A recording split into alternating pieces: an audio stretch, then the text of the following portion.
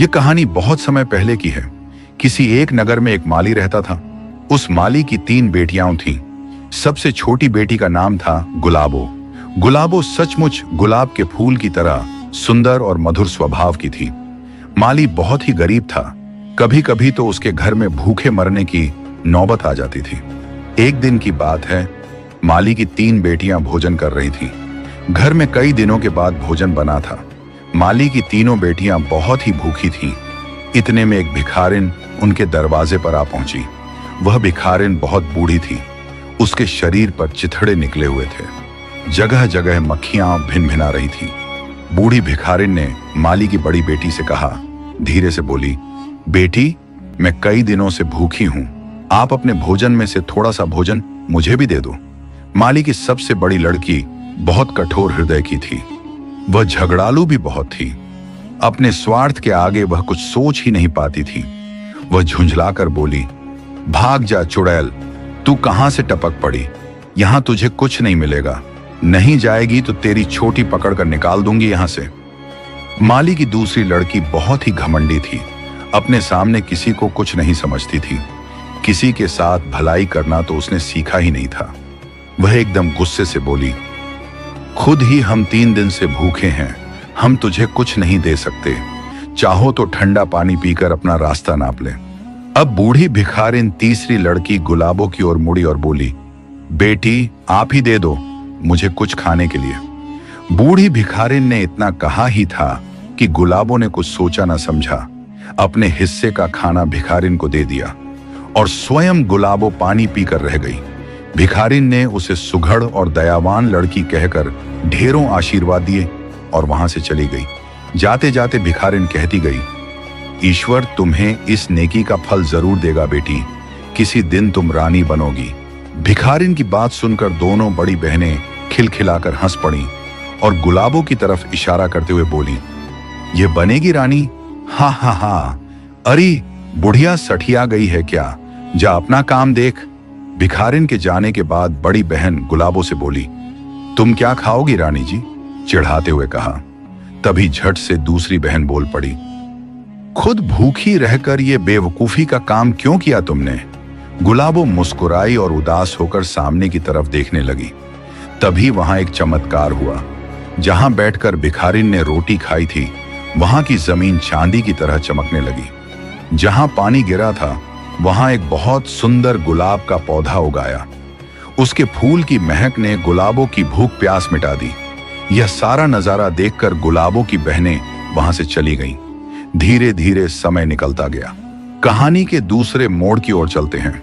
उसी देश के सुंदर राजकुमार ने शहर में यह मुनादी करवा दी कि नगर की सभी सुंदर लड़कियां 1 सप्ताह के बाद उसके महल के आंगन में एकत्र हों। उनमें से जो लड़की सबसे अच्छी नाचने गाने वाली होगी, राजकुमार उसी लड़की से विवाह करेगा। उसे लड़की को खाना बनाने और चित्रकारी में भी निपुण होना चाहिए। माली की तीनों लड़कियां सुंदर थीं। थोड़ा बहुत नाचना गाना और खाना बनाना भी जानती थीं, पर गुलाबों के पास सुंदर पोशाक नहीं थी।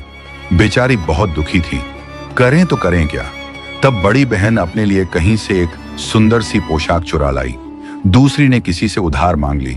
बेचारी सबसे छोटी बहन गुलाबो मन मारकर उदास होकर बैठ गई और सोचने लगी, कहां जाए? वह मांगने के लिए कौन देगा उसे पोशाक? बेचारी गुलाबो यह सोचकर तालाब के किनारे बैठ गई और तेज तेज रोने लगी। अब एक ही दिन तो रह गया था। शाम हो गई थी। सूरज डूब रहा था। उसकी लाली से तालाब का पानी रंग गया था। दूर पेड़ पर कोयल कूक रही थी। तालाब के खिले कमल मूंद गए थे। तभी उसे ऐसा लगा जैसे पास की एक लता कांप रही हो। पास में एक बतख पंख फैला रही थी। उसने मुड़कर देखा तो एक नीले रंग की परी उसकी ओर मुस्कुराकर देख रही थी। तभी वह बतख उसकी गोद में आकर बैठ गई।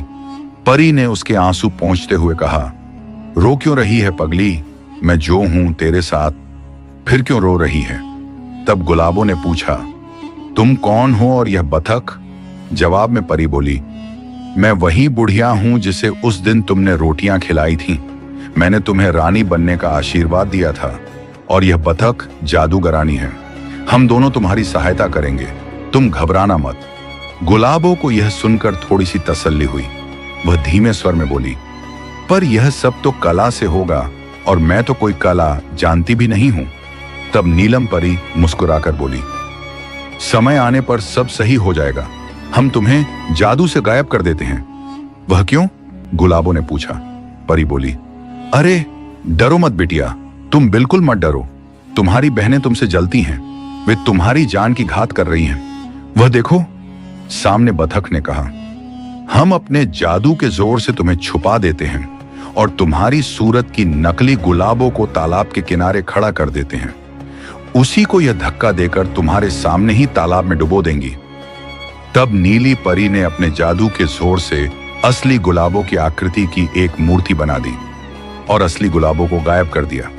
थोड़ी ही देर बाद दोनों बहनें वहां आ पहुंची। नकली गुलाबों को पकड़कर रस्सी से बांधा और उसे तालाब की गहरी जलधारा में धकेल दिया। नकली गुलाबों पानी में समा गई। संतुष्ट होकर बड़ी बहन ने कहा, अब निश्चिंत हुए और बाल बाल टल गई, अब देखते हैं कैसे बनेगी रानी। तभी दूसरी बहन ने कहा, वह बुढ़िया मुझे कुछ जादूगरनी सी लगी थी, होगी जादूगरनी, पर अब तो गुलाबों को हमने अपने रास्ते से हटा दिया है, चलो यहां से चलते हैं। इतना कहकर दोनों बहनें वहां से चली जाती हैं। दोनों बहनें घर पहुंचकर बड़ी बहन ने कहा, मैं तेरे लिए मिठाई लाई थी, मैं तो खा चुकी हूं, तू खा ले और शरबत पीकर सो जा। दूसरी बहन ने मिठाई खाई और शरबत पीकर सो गई। सुबह उठकर घर वालों ने देखा कि वह मरी पड़ी थी। यह नजारा देखकर माली सिर पीट कर रह गया। बड़ी बहन सोचने लगी, गुलाबों तो गई तालाब की गहरी जलधारा में और ये बीच की जहरीली मिठाई खाकर मर गई। अब मैं ही रानी बनूंगी और राजकुमार से विवाह करके खूब आनंद करूंगी। दूसरे दिन बहुत जल्दी उठकर बड़ी बहन साज संवरकर बड़ी उमंग के साथ तैयार हुई। उसने श्रृंगार किया, दर्पण में अपना मुख देखा तो प्रसन्न हो गई। फिर वह समय से पहले ही राजा के महल के आंगन में पहुंच गई। वहां पर उसने सैकड़ों एक से एक सुंदर लड़कियां देखी जो बहुत सुंदर पोशाक पहने थीं। आभूषणों से उनकी शोभा बढ़ रही थी। उसकी आंखें चौंधिया गईं। सभी एक से बढ़कर एक सुंदर थीं। यह देखकर उसे निराशा ने घेर लिया। ठीक समय पर राजकुमार आया। एक एक करके सुंदर कन्याएं उसके सामने नाचने गाने लगी। माली की बड़ी लड़की ने भी गाया, बजाया और नाची, पर किसी की नजर उसकी ओर न उठी। इतने में एक अत्यंत रूपवती कन्या बहुत ही सुंदर पोशाक पहने उसे दिखाई पड़ी, जिसके सिर पर सोने का रत्नों से जड़ा हुआ मुकुट था। उसके मुख पर तेज था और आंखों में नई ज्योति थी। उसके जूड़े में गूंथे हुए फूलों से मादक सुगंध आ रही थी। राजकुमार भी बार बार उसी ओर देखे जा रहा था। उसने ऊंची एड़ी के सैंडल पहने हुए थे। उसकी शक्ल सूरत उसकी छोटी बहन गुलाबों से बहुत मिलती जुलती थी, पर सुंदरता में वह उससे कहीं बढ़कर थी। और उसकी गोद में एक बतख थी। बतख को लेकर उस कन्या ने नाचना गाना शुरू किया। उसकी सुरीली मीठी आवाज ने सबका ध्यान अपनी ओर आकर्षित किया।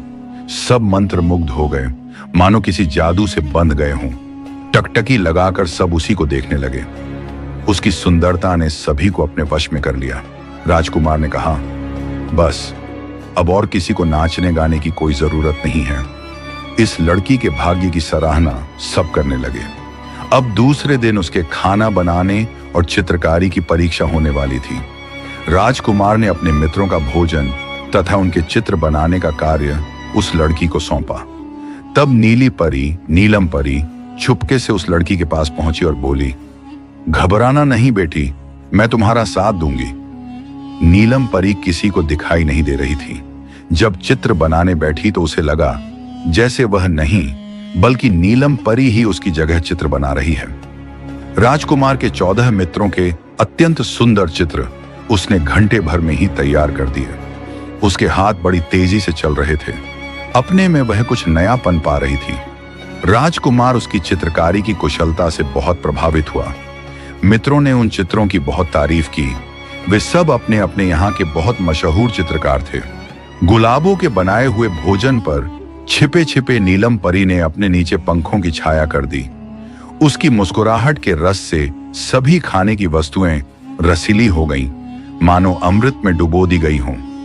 सभी ने उसके बनाए भोजन को बहुत पसंद किया। राजा रानी ने खड़े होकर गुलाबों के नाचने, गाने, चित्रकारी और खाने की प्रशंसा की। राजकुमार ने गुलाबों के गले में जयमाला डाल दी।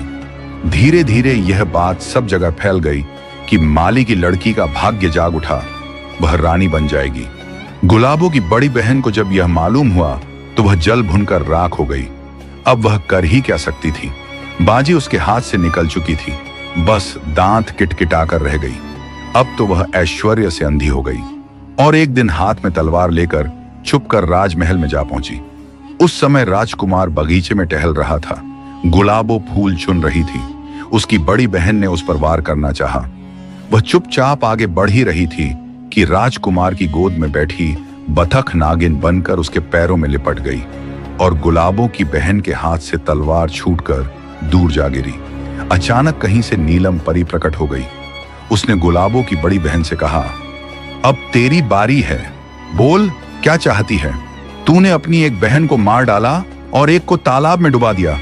अब तो यह नागिन तुझे डसकर ही रहेगी। गुलाबों की बड़ी बहन के होश हवास गायब हो गए। वह थर थर कांपने लगी। उसने हाथ जोड़कर कहा, मुझसे बहुत बड़ी भूल हो गई, माफ कर दो। राजकुमार ने जब चिल्लाकर सारी बातें पूछी तो डर के मारे गुलाबों की बहन सब कुछ बताने लगी। अब तो राजकुमार बातें सुनकर और भी क्रोधित हुआ और बोला, यह तो बेहद दुष्ट है, इसे सजा जरूर मिलेगी। गुलाबो बोली, फिर भी यह मेरी बहन है, इसका ध्यान रखना ही पड़ेगा। तुम्हारा ख्याल करके ही तो इसे फांसी पर नहीं लटकवा रहा। अब मैं इसे दूर देश के एक जंगल में भेज रहा हूं। राजकुमार ने कहा। नीलम परी ने जादूगरनी बतख से कहा, इसे 7 समुद्र पार के द्वीप में छोड़ आओ, जहां यह तड़प तड़प कर मर जाएगी। दोस्तों, हमें इस कहानी से यही शिक्षा मिलती है कि बुरे काम का नतीजा हमेशा बुरा ही होता है। जो किसी के लिए गड्ढा खोदता है उसे ही उसमें गिरना पड़ता है। अतः हमें सदा बुरे कार्यों से दूर ही रहना चाहिए।